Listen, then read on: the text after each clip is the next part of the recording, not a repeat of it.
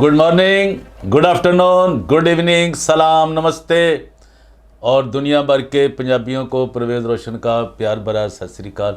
यार आप जहाँ भी हैं यार, अभी आप चैनल पे नए आए ना और सब्सक्राइब तो मार दियो एक, अगर नहीं किया तो जो किया जाए तो फिर ना करना खुदारा यार, जेडे कर दे ना लाइक शेयर फॉलो वो तो यार कर दियो ना, ज़रा मेहरबानी करो। लेकिन आज जो कुछ हम आपके लिए लेकर आ रहे हैं ना जी, ये फर्स्ट टाइम हम आज आपको ये चीज़ें बता रहे हैं।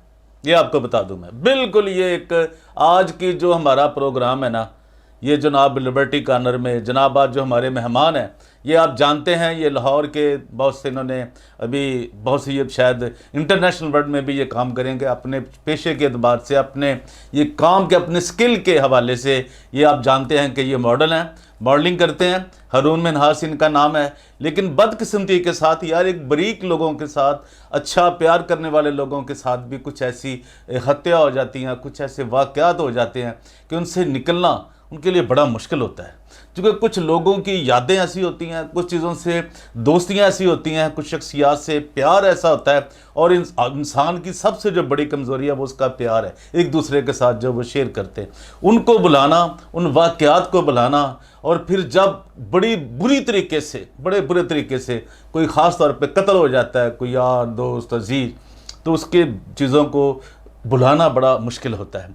तो आज हम जो हमारे मेहमान हैं आज हमारे साथ, वो भी ख़ास ही हैं। वो आप जब जैसे जैसे मैंने उनका इंट्रोडक्शन आपको करवाया है, हारून मिन्हास हैं। और ये मशहूर ज़माना जो लाहौर का केस है, आप जानते हैं, वो जो कोबरों को और गोबरों को, ये अनवर फजल ग्रुप सरा, ये बहुत जो एक अब कत्लो गर्द पर वो उतरा हुआ है, और बहुत से ऐसे लोगों को इस कत्ल में उन्होंने फंसा दिया हुआ है जिनका दूर दूर से भी कोई तल्लक नहीं है।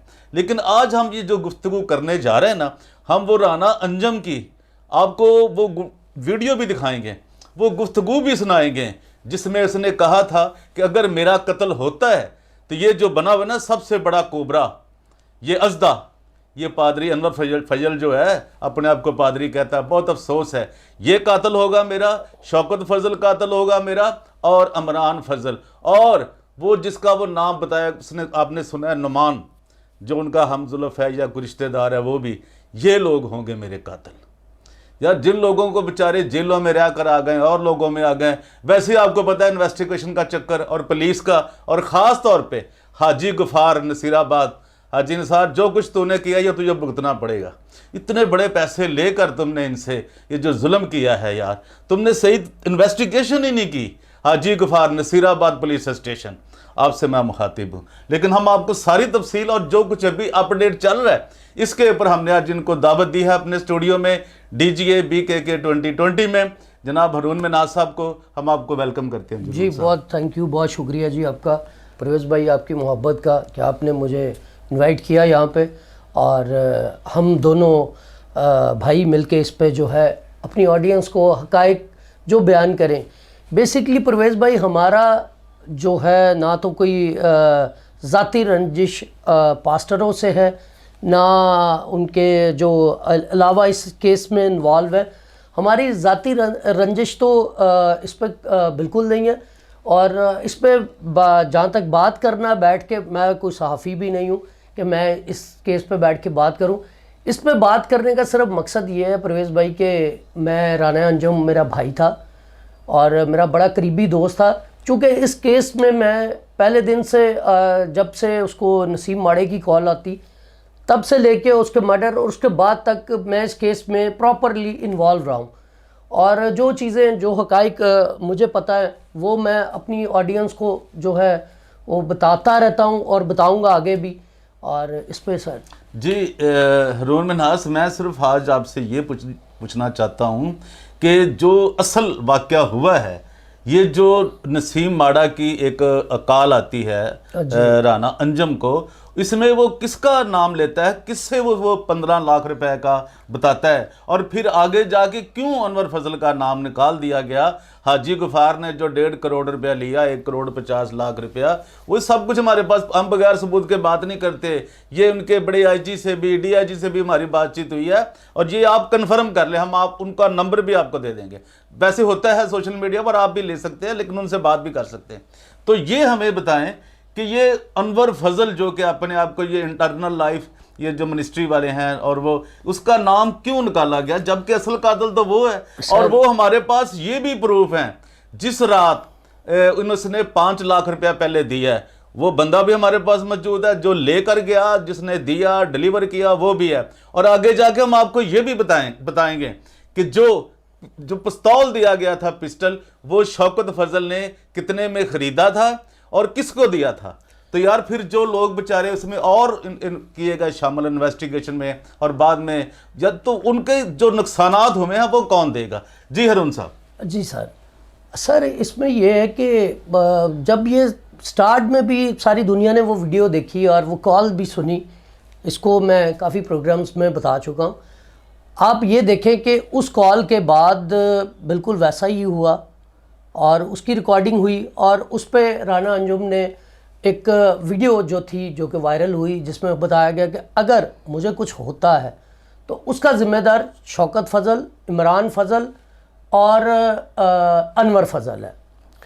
और सर उसके बाद आप आ जाए कि हमारे जो इन्वेस्टिगेशन ऑफिसर हैं, वो इन्होंने पैसे दिए, इसका नाम जो है उन्होंने निकाल दिया कि जी 109 शौकत इमरान फ़ज़ल सॉरी अनवर फ़ज़ल साहब तो बाहर बैठे हुए हैं। तो सर 109 का मतलब ये होता है कि आप कहीं पर भी बैठे हैं, आप कुछ भी करवा रहे हैं, तो आप उसका नाम नहीं निकाल सकते। लेकिन सर इसमें मेरी ऑलमोस्ट डेली बात होती है मिसेस अंजुम से, और मुझे उन्होंने परसों भी बात हुई, कल भी बात हुई। उन्होंने मुझे कहा कि हारून आपकी विटनेस जो है वो बहुत ज़रूरी है, और मैंने उनको ये एक यकीन दिलाया, और उसमें उनको कहा मैंने कि जी अब जो लड़का अरेस्ट हुआ है उसके बाद इसका जो चालान जमा हो जाएगा और इसके बाद ट्रायल होगा, और अगर पादरी साहिबान ये समझते हैं कि वो इससे बच जाएंगे तो वो गलत समझते हैं। जी मैं बिल्कुल हक सच की बात करूँगा, और मैं प्रॉपर उनकी जो विटनेस है वो 109 की वो मैं दूंगा। और मैं पास्टर साहिबान को एक चीज़ और बताता जाऊं कि जितनी सज़ा 302 वालों की है उतनी ही सज़ा 109 वालों की है। अगर आप ये समझ रहे हैं कि आपने जज को पैसे दे दिए, आपने उसको खरीद लिया, आपने उसको पैसे दे जी दिए, आपने कर लिया, लेकिन ये मैं आपको एक चीज़ मेंशन करता जाऊं कि खुदा की ज़ात जो ऊपर बैठी हुई है उनसे आप बच नहीं सकेंगे और ना इससे बचेंगे। और मैं पूरी दुनिया को ये मैसेज दे रहा हूँ कि मैं इनके जो अगेंस्ट विटनेस है अपनी वो बिल्कुल दूंगा। ये सारा कुछ इन्होंने करवाया, हम तो कह के चीख के थक गए हैं भाई। अब आप ये देखें कि जैसे एक आजकल बड़ी वीडियो वायरल हुई कि जी वो धमकियां दे रहे हैं, जी वो मरवाना चाहते हैं वो जलाल टीवी वालों को भी। ओ भाई हम तो 2 साल से ये कह के थक गए हैं कि ये पास्टर है, इनका काम बदमाशी करना नहीं है, लेकिन ये तो बदमाशी कर रहे हैं सिर्फ अपने पैसे के ज़ोर पे। तो अनवर फजल साहब, शौकत साहब और इमरान साहब, आप तैयार रहिएगा, ट्रायल में आपको सज़ा होगी। आप खुदा के भी गुनहगार हैं और आप सोनिया के भी गुनहगार हैं, और आप इस अजाब से बच नहीं सकेंगे। अगर आप इस अजाब से बचते हैं तो खुदा की लाठी जो है वो बेआवाज़ है, और कलाम में ये लिखा है कि तेरे गुनाहों का बदला मैं तेरी 7 पुश्तों से लूँगा। तो आप भी तैयार रहिएगा, आपकी पुश्तों से भी बदला लिया जाएगा। ये मैं नहीं, ये मेरा खुदा लेगा। अगर आपने किसी औरत को बेवा किया है और 4 बच्चों को यतीम किया है तो आपके भी बच्चे हैं, खुदा उनसे इस बात का बदला ज़रूर लेगा। अच्छा एक और बात बता दूं मैं कि आज आपने ये वीडियो आखिर तक देखनी, चूँकि हम कोशिश करेंगे कि जो राना अंजुम यकूब ने वो वीडियो बनाई थी वो भी आज देख पाएँ आप, और वो जो जिन्होंने नहीं देखी हुई या जिन्होंने बहुत देर से देखी हुई है वो भी देखें कि असल कातिल कौन है। और जिन लोगों को बेचारों को सजाएं हुई, जेलों में गए, और ये इन्होंने अपने पैसे के बलबूते पे किया है, उनकी ज़िंदगी का वो सारा टाइम किधर गया, उनकी ज़िंदगी के जो ज़ाती का वक्त था वो किधर गया। हम किसी का नाम नहीं लेते, इन्होंने बहुत से लोगों को, बेगुनाह लोगों, हमारी नज़र में, क्योंकि असल कातिल तो पकड़े नहीं गए, आज तक ये जेल नहीं गए। यार ये है डॉलर का जोर, ये है डॉलर की ताकत कि अनवर फजल अभी तक जेल नहीं गया और उसका नाम भी नहीं शामिल किया गया। ये 109 में भी ये डॉलर की पावर है ना। और दूसरा ये यानी कि और ये जो इसके भाई हैं दोनों, ये भी जो इमरान फजल और शौकत फजल, एक को शामिल ही नहीं किया गया, दोनों को, नुमान को और उसको अनवर फजल को। तो यार जिसके बेचारे के बच्चे यतीम हो गए यार, अब देखो औरत बेवा होगी जवानी के आलम में, यार तुम्हें तरस नहीं आता? तुम क्या कहते हो जी, जो लोग ये कहते हैं जी ये जी झूठ है जी, ओ भाई पहले कलाम को पढ़ो और अदालत, तो आप कहते हो कि किसी की अदालत ना करो, तो ये अदालतें किस लिए बनी हुई हैं भाई? ये सुप्रीम कोर्ट किस लिए बना हुआ है? ये हाई कोर्ट किस लिए बना हुआ है? ये सेशन जज, ये सिविल जज, ये मजिस्ट्रेट, ये क्यों बने हैं भाई? ये लोकल काउंसिल की पूरी दुनिया में कि जी आप जज ना करो भाई, आप जी खुदा, ओ भाई कौन से खुदा के बंदे? वो क्या खुदा के बंदों पे लगा नहीं है? यसु मसीह के ऊपर मुकदमा नहीं चला? क्या वो जज नहीं थे? वो अदालत नहीं थी? और दुनिया के किस शख्स के ऊपर, अगर खुद वो क्लियर करे अपने आप को, अगर उन्होंने कत्ल नहीं किया तो वो शामिल तफ्शीश क्यों नहीं हुआ अनवर फजल? यार ये बताएं कि ये दुनिया कहती है जी आप जी ये कर रहे हैं। भाई मेरा, मैं पहले भी बता चुका हूं, आज भी मैं इन किसी 7 है बहन भाई, ये 8 है या 10 है, मैं किसी से नहीं मिला, ये मुझे नहीं मिले। इन्होंने ना मेरी शक्ल देखी बिलमुशाफा फिलबदी, ना हमने किसी उनको देखा, ना उनसे हमारी कभी आमने सामने कभी बात हुई फेस टू फेस, ये भी आपको बता दूं। ना मेरा उनसे कोई लेना है ना देना है, मैंने पहले भी कहा है, ना वो मेरे रिश्तेदार हैं, मैं ना उनका रिश्तेदार हूँ, ये मैं बहुत बार पहले बता चुका हूँ। बहुत से लोग ये छोड़ते हैं बड़ी कि जी ये हो गया जी, ऐसे भाइयाँ छोड़ते रहते हैं, उम्र से छोड़ते हैं कि जी ये जनाब इनके अंदर से ये मिले हुए हैं फलां। तो भाई ये जो कहते हैं अपने आप को देखें कि वो क्रिश्चियन हैं कि नहीं। कलाम में ये भी लिखा है कि किसी की ऐबजोई ना करो, पढ़ें, कोई किसी की ऐबजोई नहीं करता। भाई जो हकायक, ये अदालतें इसीलिए होती हैं कि कोई किसी दूसरे बंदे को विटनेस ना बनाया जाए, किसी को साथ इस तरह का काम ना किया जाए, किसी के साथ नाजायज़ ना हो। और जो खून का बदला है, खून की जो पुछ होएगी ना, दायम ये हवा या रब, पढ़े 9 ज़बूर, जो गाएं फिर गाएं कि क्या लिखा है, जब खून की पुछ होगी तो फिर क्या होगा, ये होनी है पूछ। आप क्या बात कर रहे हैं जी हरून साहब? अभी बताइए कि जो करंट चल रही है कि ट्रायल की तरफ जा रहा है, तो शौकत को और अनवर फजल, क्या अनवर फजल को उसमें शामिल किया जाएगा? क्या वो एक दिन कटहरे में आएगा? जी सर, मैं क्या इसके चांसेस हैं, या क्या इसका दोबारा इसकी इन्वेस्टिगेशन हो सकती है, या जो लोग बंदे पकड़े गए बेचारे, अब जो आखिरी बंदा था वो भी पकड़ा गया, क्या इसके बाद वो हकायक सामने आएंगे, या वो बेचारे ऐसे ही जेलों की कोठरियों में मरते रहेंगे? जी सर, इस पे बिल्कुल ट्रायल में उनका अनवर फजल का नाम आएगा। मैं अपनी ऑडियंस को ये बताना चाहता हूँ कि सच बोलने वाला, और मैं अभी तक स्टिल सच बोल रहा हूँ और मैं सच के साथ हूँ, जिसका खमियाजा मुझे आज तक भुगतना पड़ रहा है। मैं अपनी ऑडियंस को बता रहा हूँ, मेरे पे 3 अटैक हुए हैं, मेरे पास वीडियो एविडेंस है, मुझे जान से मारने की कोशिश की गई और मेरे खुदा ने मुझे बचाया। और सर देखें, मैं पाकिस्तान में घर से बेघर हो गया, मैं यहाँ तक आया, सिर्फ उसके पीछे अनवर फजल, शौकत फजल और इमरान फजल है। मुझे इन्होंने इस कदर थ्रेड किया, मेरे पर अटैक करा, मेरे अपने तो जो मेरे दुश्मन थे उसमें ये लोग मिल के सारी साजिशें करके मुझे आज यहाँ तक पहुँचाने में सिर्फ ये पास्टर हजरात जो हैं यही हैं पीछे, कि मुझे ये थ्रेड था कि आप गवाही ना दें। मैं अपनी सारी ऑडियंस को बताना चाहता हूँ कि जलाल टीवी वाले तो ये कह रहे हैं ना जी ये हो गया जी, सानू त्या धमकियाँ सुन लो। मेरे साथ लाइव हुआ भाई, मैं अपने घर से बेघर हो गया हूँ, मुझे अपना घर छोड़ना पड़ा। वीडियो एविडेंस में दिखा सकता हूँ कि मेरे पे सीधे फायर हुए, मेरे पे अटैक हुआ। तो खुदारा ये अवाम के लिए कि वो जाग जाए।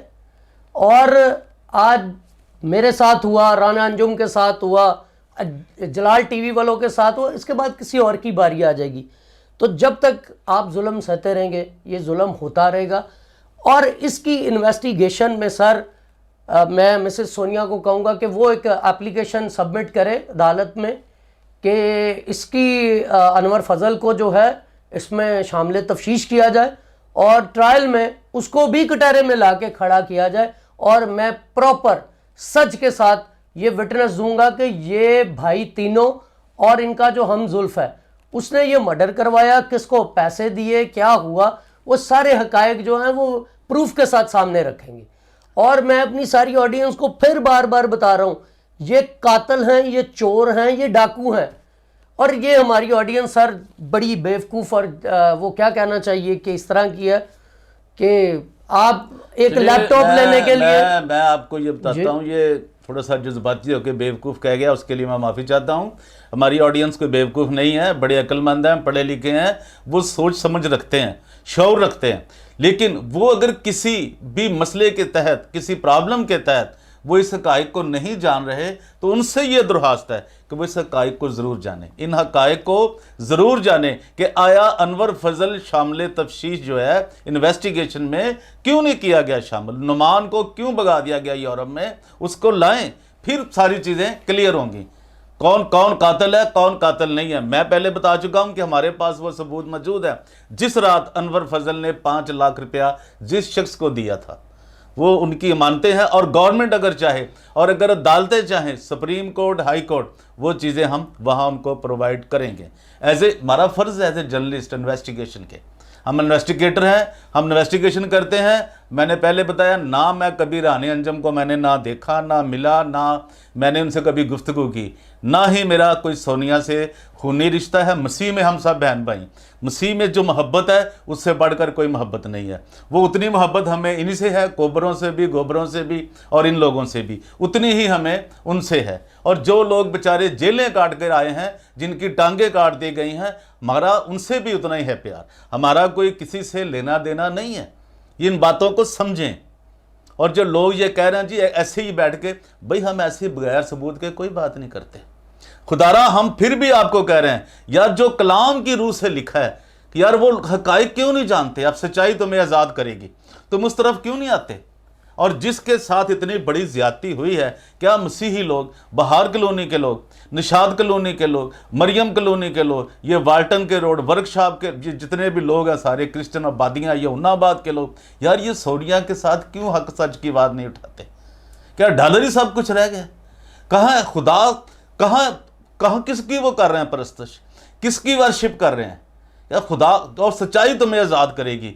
मेरी कलीसियाओं से, लोगों से, अपने देखने वालों से, अपनी ऑडियंस से यार एक दरख्वास्त है, सच्चाई को जानो तो सच्चाई तुम्हें आज़ाद करेगी। और तुम चाहते हो कि तुम आज़ाद हो, हक के साथ खड़े हो, यार ये समझो कि वो मजलूम है, तुम एक दूसरे को माफ़ क्यों नहीं करते।